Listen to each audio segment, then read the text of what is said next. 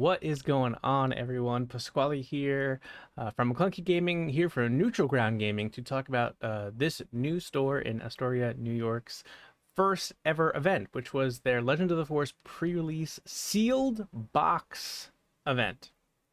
It was an incredible day, incredible event. So the way this event worked was we each got our own box of Legend of the Force.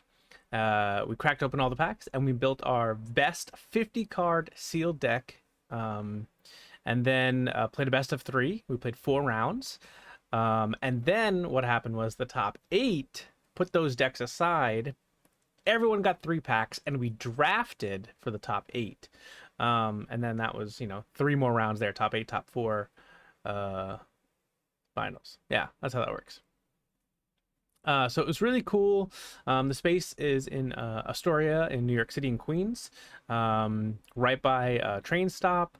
It is using a gym right now, kind of after hours. So the gym's obviously not open as a gym. So it's a really cool space, huge open windows, big fans, because obviously it's a summer. And yeah, it's really exciting to have another spot to play Star Wars New York City. One that's going to host these big epic events like this, as well as locals and stuff. You can join their Discord for more information on other events. But yeah, thanks for hosting. It was super fun. Today, what we're going to do is take a look at the data that I was given from this event to help you win any of your locals that do limited, because obviously this had draft and sealed. We're mostly going to focus on sealed, but I'll briefly mention a little bit of the draft stuff later. And yeah, but the big thing is take some of these tips with you if you're going to Vegas to win side event tickets. Obviously, there's tons of limited events happening. It's a good way to win tickets. I believe there's even like super sealed, which this is pretty comparable to. I think that's 12 packs, so you get half a box.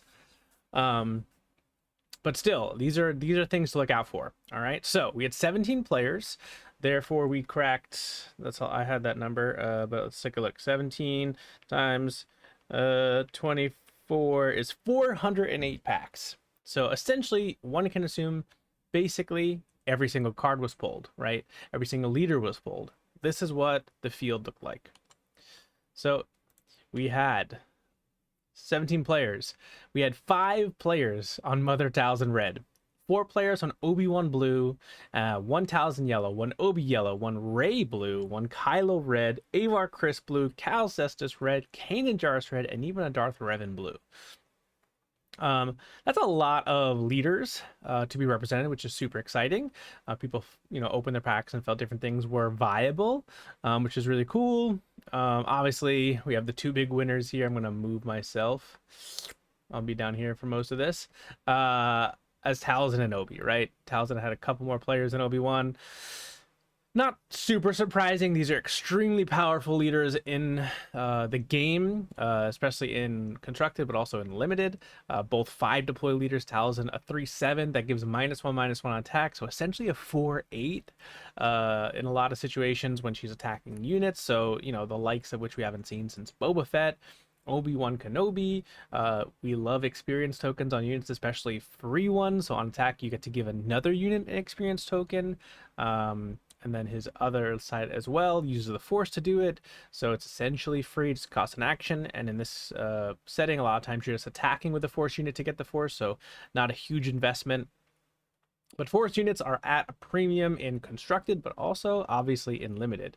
So now we're going to take a look at the top 5 most card played of a lot of different categories. First up, we have single aspect units.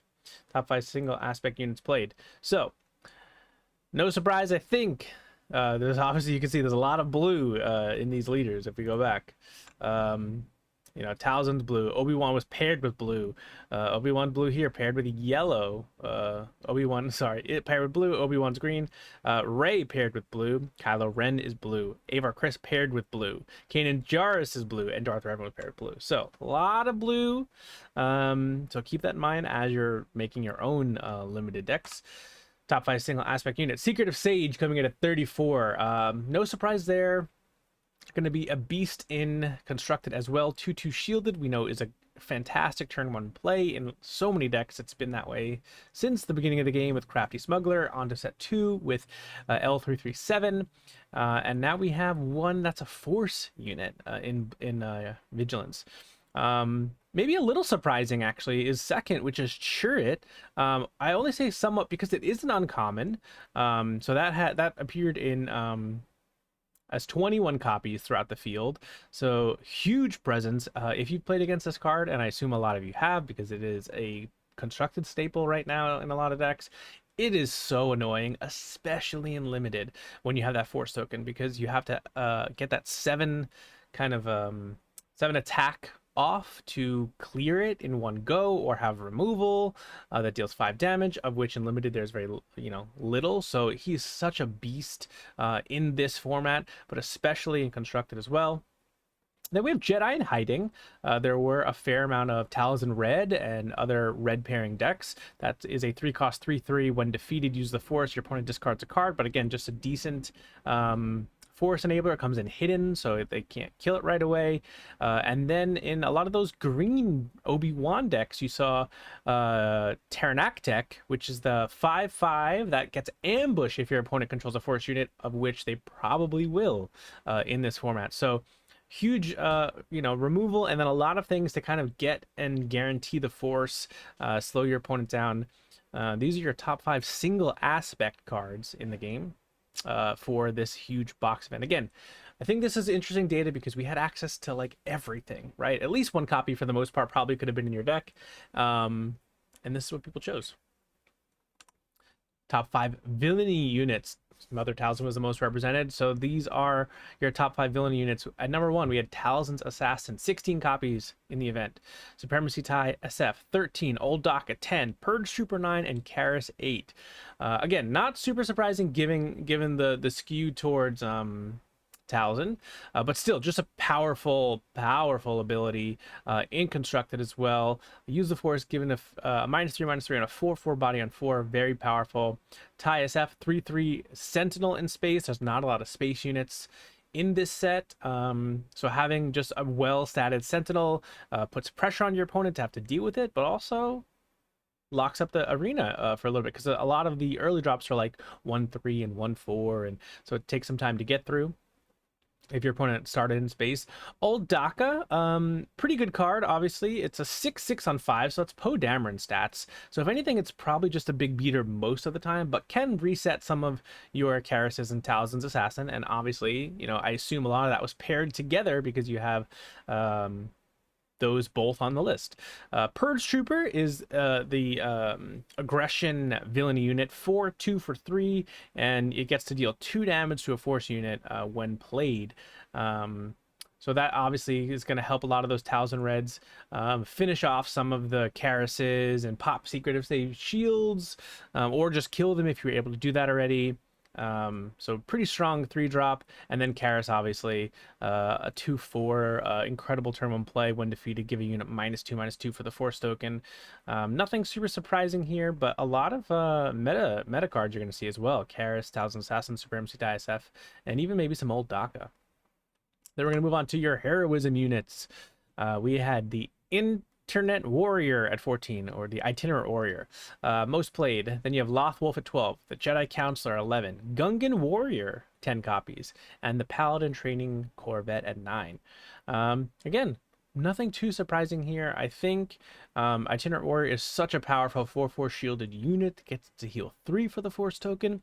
Loth Wolf is kind of this annoying sentinel, 2-cost 3/3, can attack, but in a format where almost all of the turn 1 plays on the ground are 2/4s or 2/2 shielded, it's going to eat like 2 attacks. Unless, again, it's Talzin, they still have to attack into it and then kill it with the leader ability, so it still protects you there. Jedi Counselor is going to put those Obi-Wan decks really far ahead after turn 1, so kind of this must kill.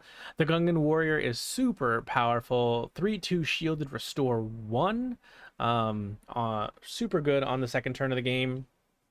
And the Paladin Training Corvette to round it out, a space unit, one appearing on both sides. One's a little bit more expensive, but it's It's the way this kind of pool is going to go because it's so heavy on the ground, so focused on that force token. But yeah, these are your top 5 heroism units played in this box event. On to the top 5 events. Again, heavy blue event. So it's no surprise to see the common Whirlwind of Power, 24 copies, Sorcerer's Blast at 21, Shatterpoint at 16, Drain Essence at 15 copies, and Crushing Blow at 9. So Whirlwind of Power is your classic 3-cost Vigilance event that gives -2/-2, but here the upside is if you have a Force, you get to give -3/-3.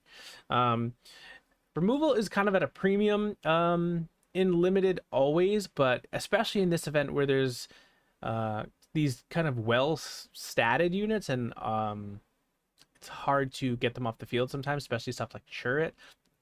So I think that's why you saw a lot of players lean towards blue to help with that, because these are essentially the best removal options for their cost. You do have like It's Worse, which was 6th on the list actually, so just missing, but that costs 7. So it's, you know, way too late in the game. It has to remove something big to be worth it. You might be losing by then. Sorcerer's Blast, Force Token for 1, 3 damage. Really good rate for those red Talzin decks. Shatterpoint, the uncommon, kind of kill anything but a leader essentially for the Force token. Drain Essence pairs with Talzin to kill all those 3 HP units. Really strong. Also get you the Force token on turn 1, which can be really useful if you opened something that didn't generate it. Crushing Blow, Poor Man's Power of the Dark Side, defeat at 2 cost or less, so can really punish like a Gungi with something upgraded on it. So you got to be careful about Crushing Blow when you're playing Limited, because it's a little risky to put upgrades on 2 cost units. 3 cost units, you're more in the clear, but those turn 1 plays getting an upgrade can really set you behind if your opponent has a Crushing Blow. So things to keep in mind when you're playing against blue. And then finally, your top 3 upgrades. Heirloom Lightsaber, 16 copies in the event. Night Saber with 8. And then the legendary Constructed Lightsaber at 7. So clearly, people opened Constructed Lightsaber. That's about half the field. Or putting it in their deck. So yeah, very strong card. Heirloom Lightsaber is a common. There's a lot of Obi Blue. Obi-Wan really wants an upgrade on him because his stats are okay, but if he gets an upgrade because he can't give himself an experience token, you want to do that. So yeah, Heirloom Lightsaber definitely makes sense as the #1 most played. Nightsaber is really good on rate and there are a lot of Jedis. So it's a 2 cost +3/+2, also a common. And Constructed Saber is incredible in Constructed and in Limited. So we saw it appear. I would assume everyone who opened it played it.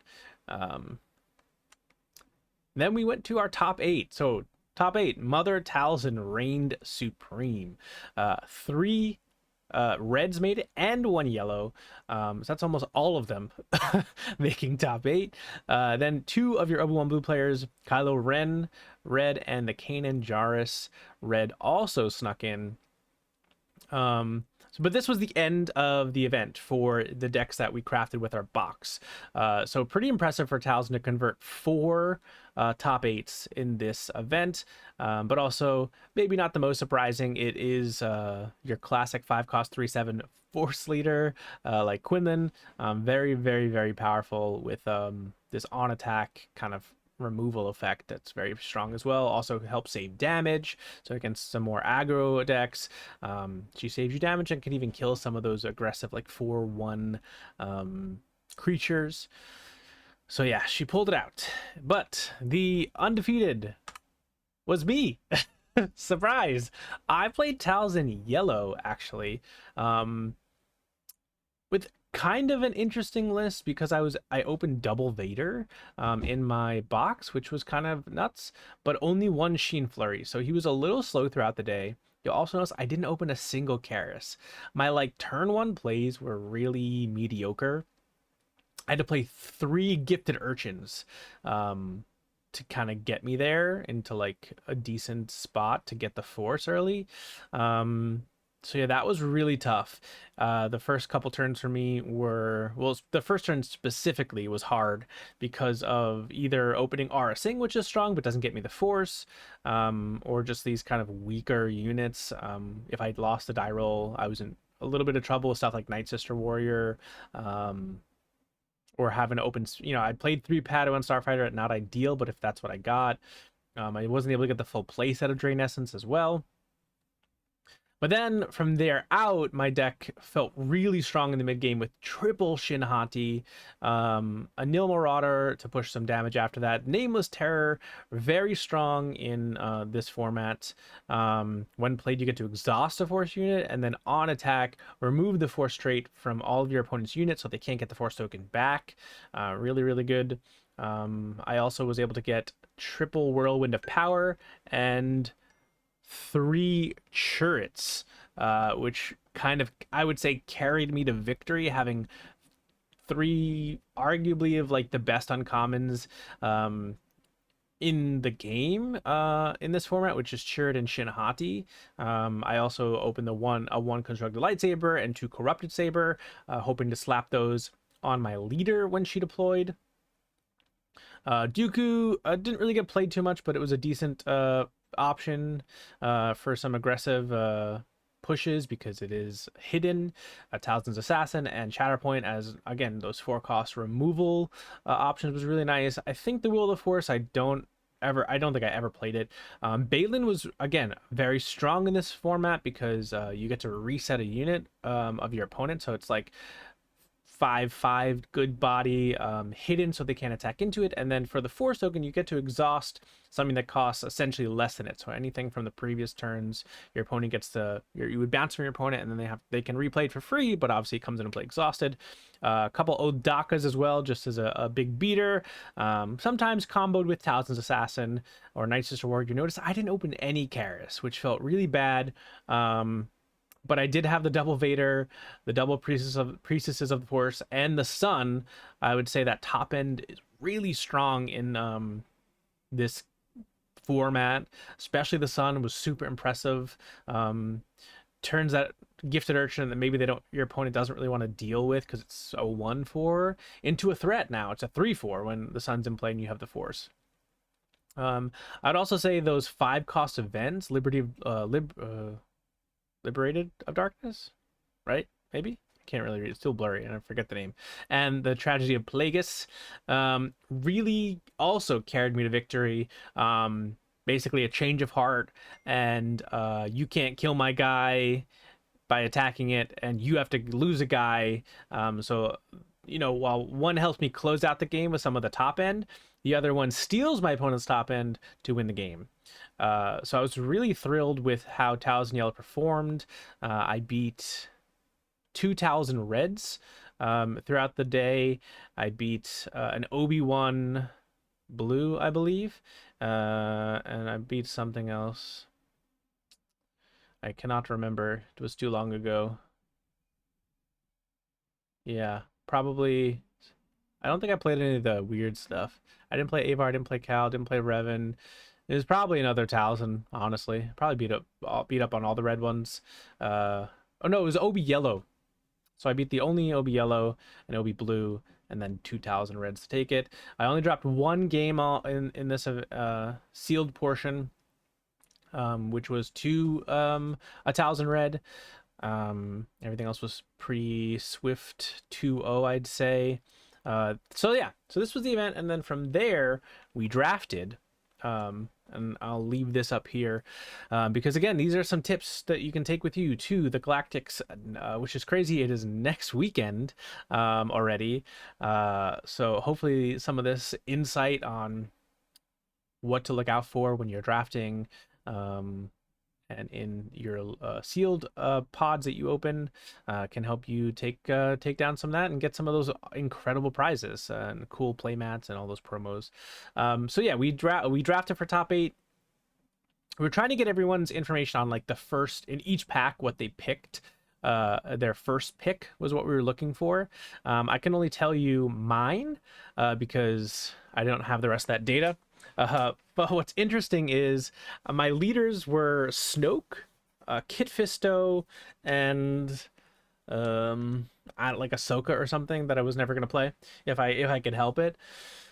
Um, and my first pick was actually the Jedi Starfighter. So I was definitely trying to angle for Kit Fisto with that pick. Just a strong term on play, can clean up the space marine if my opponent chooses to go there, but also a pretty safe, reliable in this format where there's little space units ability to use Kit Fisto, which is a one cost, deal 2 damage.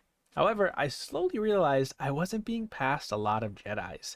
So I assumed my neighbor was trying to angle for that as well, because they also had Kit Fisto, but they had some other leaders that I thought they could play.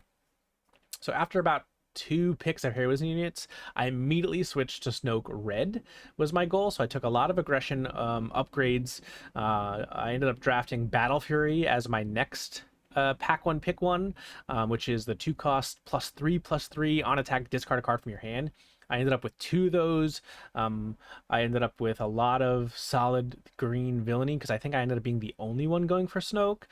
Some aggressive creatures that were hidden. The Minoc, the 2/3 in space was pretty good because you can put the Battle Furies on that. So yeah, I ended up with a handful of upgrades, some really big mid-game units for Snoke, and just kind of aggroed out to win the event. In the finals, I flipped Snoke and put a double Battle Fury on him because there's no Rivals Fall. So I was like, I have it. So, he swung for, what was that? I think 7-10. So first attack for 11, second attack for 12. The game's over. So that was kind of my plan. We're gonna Voltron Snoke or kind of a mid game unit, the 2/7 with grit, that 4 cost, or one of the creatures in space, the Minoc or something. Like something was getting Battle Fury basically, which almost punished me, and that's why I mentioned Crushing Blow to you, because one of the Talisman Red players, I think, also redrafted. I know they were on Talisman, I think it was still red, but they did draft some crushing, at least one Crushing Blow, because game 1 I basically had to scoop after I played a 2-drop, dropped a Battle Fury, and he played Crushing Blow on it. It really kind of blew me out. Thankfully, was able to come back super aggro in the next game, and close it out in the third with, again, a really big Snoke with Battle Fury to take it home. So yeah, super fun event. Highly recommend checking out a sealed box event of this set specifically. If there's one in your area, I'm really looking forward to the next sealed box event that Neutral Ground hosts, which will definitely be for set 6 at the very least. But the set in limited can feel a little awkward with 6 packs because it's like, how much Force stuff did you open is really the key to victory. But when you have a whole box or half a box, obviously your chances are way higher. It gives you way more options, and the limited format thrives, in my opinion, with more than 6 packs. I think it's really tough with just 6. But once you get to 12 in a full box, I think it really shines. I had a lot of fun, more fun than I thought I would. Drafting was also, I think, the way to go with this set, because you can kind of curate, all right, I don't really want to use the Force token too much this game, so I'm going to go for Snoke, or I'm going to go for Third Sister, or, any of the leaders that don't really deal with it, and you can just kind of draft good cards that are passed to you. Or you get maybe really lucky and really good Force enablers early on, like Secret of Sage, are past you, and you can kind of angle into that blue lane and pick a lot of the good stuff like Talzin or Obi Blue. You could even play, Ahsoka is not terrible in this format as a blue leader, and then you can kind of pair it with some of the other bases that you are past. I actually went undefeated at a pre-release with Avar Chris Blue. It can happen. You just need enough Force enablers, right? How many Jedi Consulars did you open? How many cheap enablers did you open? I was actually playing Sorceress Blast out of Aspect, so on 7 I could go Shatterpoint, Sorceress Blast, deploy Avar on 7, and with stuff like Churd and Internet Warrior, I was able to kind of not die so that my leader could deploy and kind of win the game from there. I mean, an 8-10 in this format is huge. So I think there's a lot of viability once you open a few more packs. So yeah, keep that in mind. Check out that Super Sealed event.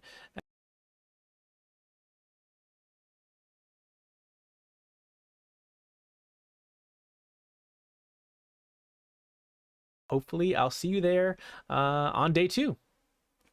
Have a good one.